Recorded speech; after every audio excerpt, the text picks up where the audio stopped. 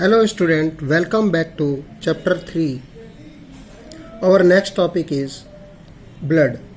Now blood red colour का एक fluid होता है जो नैरो ट्यूब्स में फ्लो करता है।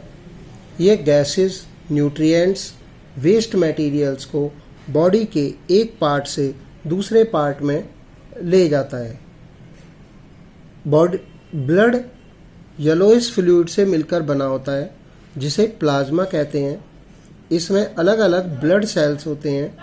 प्लाज्मा में पाए जाने वाले सेल्स को red blood cells, white blood sales और ब्लड प्लेटलेट्स कहते हैं।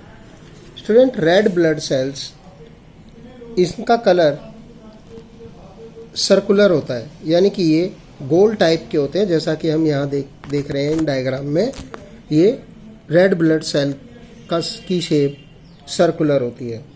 इनमें एक पिगमेंट होता है जिसको कि हम हीमोग्लोबिन कहते हैं और ये ब्लड को रेड कलर प्रोवाइड करता है।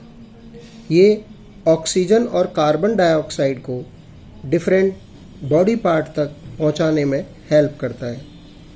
इन्हें हम एरिथ्रोसाइट्स भी कहते हैं। And now we will know और we will learn about white blood sales.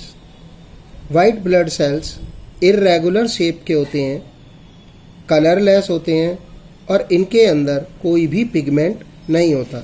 जैसे कि रेड ब्लड सेल में हीमोग्लोबिन होता है, इस तरह से वाइट ब्लड सेल्स में कोई भी पिगमेंट नहीं होता।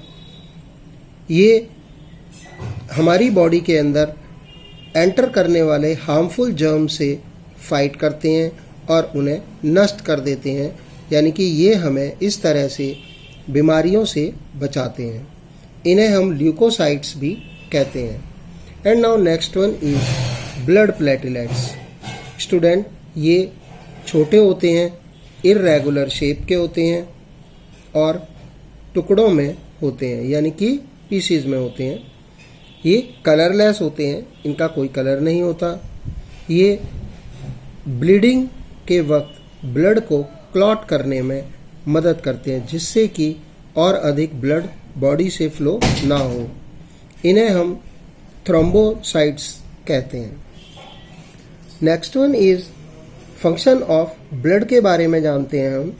तो ब्लड डाइजेस्टेड फूड को स्मॉल इंटेस्टाइन से बॉडी के अदर पार्ट्स तक पहुंचाने का काम करता है। ये लंग्स से ऑक्सीजन को कैरी करके बॉडी के डिफरेंट पार्ट्स तक पहुंचाने में हेल्प करता है और बॉडी के बाकी पार्ट्स से कार्बन डाइऑक्साइड को कैरी करके लंग्स में पहुंचाने का काम करता है। ये वेस्ट प्रोडक्ट्स को, यानी कि सेल से वेस्ट प्रोडक्ट्स को लेकर किडनी तक पहुंचाता है और जहां से कि किडनी से एक्सक्रिएशन की प्रोसेस होती है, जो कि वेस्ट मटेरियल को बाहर निकालने में हेल्प करते हैं। वाइट ब्लड सेल्स, जैसा कि अभी आपको बताया, ये इन्फेक्शन से फाइट करने में हेल्प करते हैं और डिजीज कॉजिंग जर्म्स को डिस्ट्रॉय करने में हेल्प करते हैं। प्लेटलेट्स इंजरी के वक्त या कट के समय ब्लड फ्लो को रोकने में हेल्प करते हैं, यानी कि ये लॉस ऑफ ब्लड से हमें बचाते हैं। Student, now next one is blood vessels.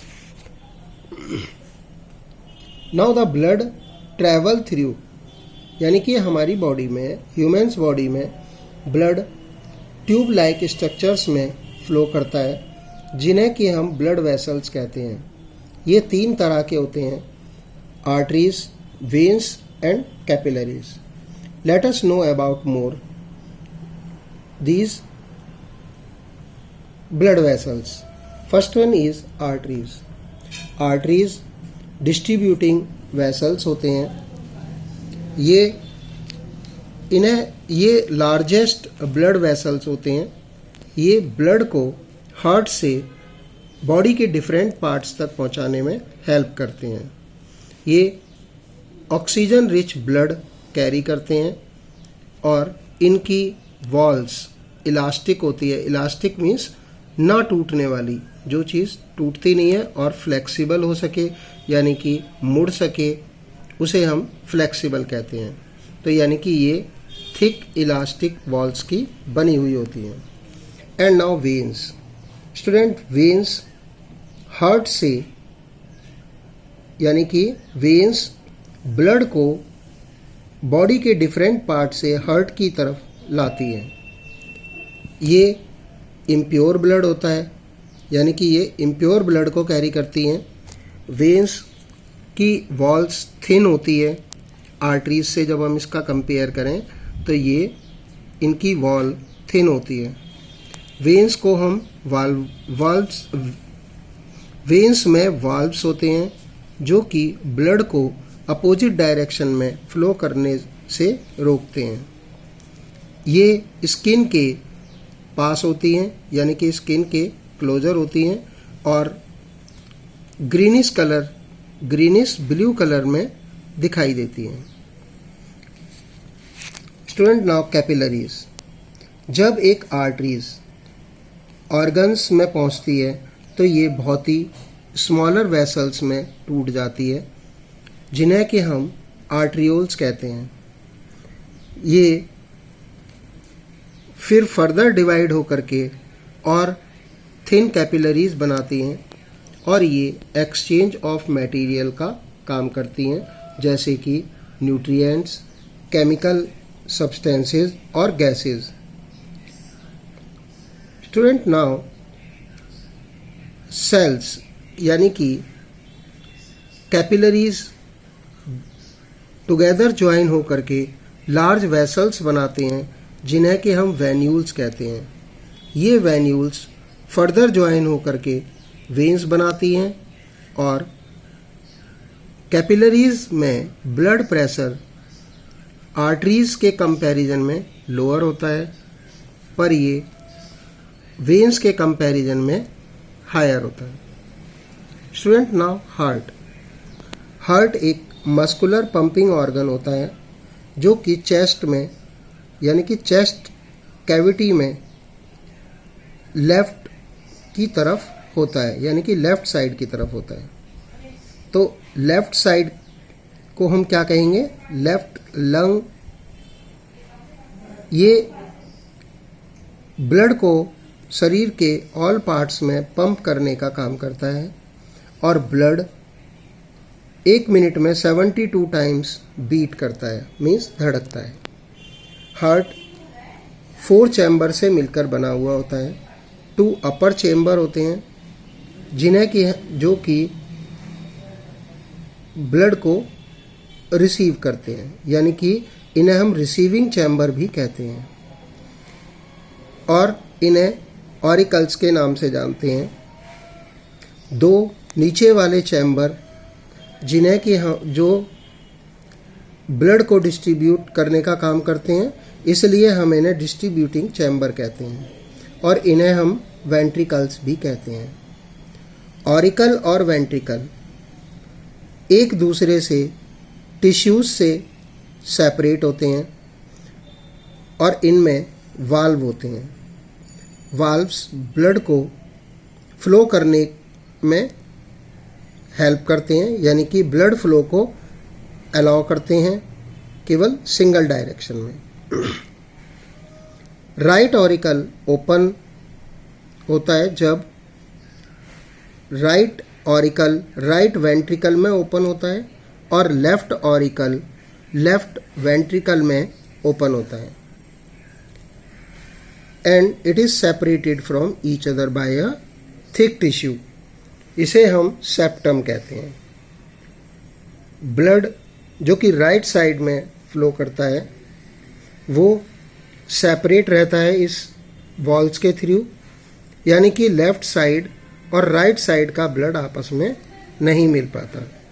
Impure blood इसमें वेस्ट होती है, ये राइट साइड ऑफ हार्ट में फ्लो करता है, जबकि blood rich in oxygen flows out through the left side of the heart. Now arteries और वेन्स वो बाकी के पार्ट से बॉडी के बाकी के पार्ट से कनेक्टेड होती हैं, और कुछ ब्लड वेसल्स के नाम बताए हुए हैं यहाँ पर, जैसे कि vena cava, pulmonary arteries, pulmonary veins and aorta.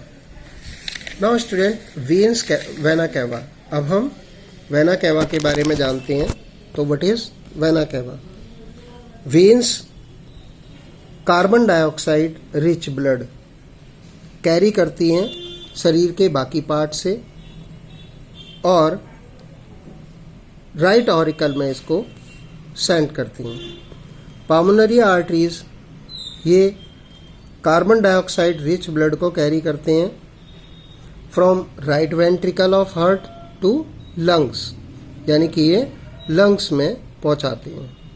पाल्मोनरी veins ये ऑक्सीजनेटेड ब्लड को लंग से लेकर के आती हैं और लेफ्ट ऑरिकल में पहुंचा देती हैं। And now next one is aorta. ये लार्जेस्ट आर्टरी है जो कि ब्लड, ऑक्सीजन रिच ब्लड को लेफ्ट वेंट्रिकल से बाकी के बॉडी पार्ट्स तक पहुंचाने का काम करता है। And now heart beat. Heart, आपने देखा होगा स्टूडेंट कि हार्ट कॉन्ट्रैक्ट करता है और रिलैक्स करता है, यानी कि एक बार ये कॉन्ट्रैक्ट करेगा और दूसरी बार रिलैक्स होगा। इस कॉन्ट्रैक्शन और रिलैक्शंस को हम हार्ट बीट कहते हैं। हार्ट बीट यानी कि एक कंप्लीट साइकिल ऑफ कॉन्ट्रैक्शन और रिलैक्सेशन को कहते हैं। हमारा हार्ट नॉर्मली 70 to 80 टाइम्स एक मिनट में बीट करता है। अगर आप अपने हाथ, यानी कि यहाँ पर हाथ पर अगर हम इसको प्रेस करते हैं फिंगर्स से, या फिर हम हार्ट पर अगर अपना हाथ रखते हैं, तो हम इसे फील कर सकते हैं, यानी कि सेंस कर सकते हैं ब्लड की कॉन्ट्रैक्शन और रिलैक्सेशन को। Pulse, that is here you can see it is a pulse. Pulse means एक बार किसी वेन्स का रिलैक्स होना और दूसरी बार उसको कॉन्ट्रैक्ट होना, इसको हम पल्स कहते हैं। पल्स, इस तरह से हम बोल सकते हैं कि pulse is throbbing sensation of an artery at each heart beat. वह जब भी हार्ट बीट करेगा तो ये कॉन्ट्रैक्शन और रिलैक्सेशन की प्रोसेस होगी। इसे हम थ्रॉम्बिंग सेंसेशन के थ्रू पहचान सकते हैं। एंड अ डॉक्टर इस हार्ट बीट को फील करने के लिए एक इंस्ट्रूमेंट का यूज करता है, जिसे कि हम स्टेथोस्कोप कहते हैं। Student, here you can see stethoscope, यानी कि इससे डॉक्टर हार्ट बीट को लिसन करता है। Number of beats per minute, उसे हम पल्स रेट कहते हैं और हार्ट रेट कहते हैं। हार्ट रेट, अगर हम एक्सरसाइज करते हैं तो ये हार्ट रेट बढ़ जाता है एज कंपेयर टू जब हम रिलैक्स करते हैं। तो student, read this chapter up to here and enjoy the chapter and understand this chapter. In case of any difficulty, you can ask me. Thanks.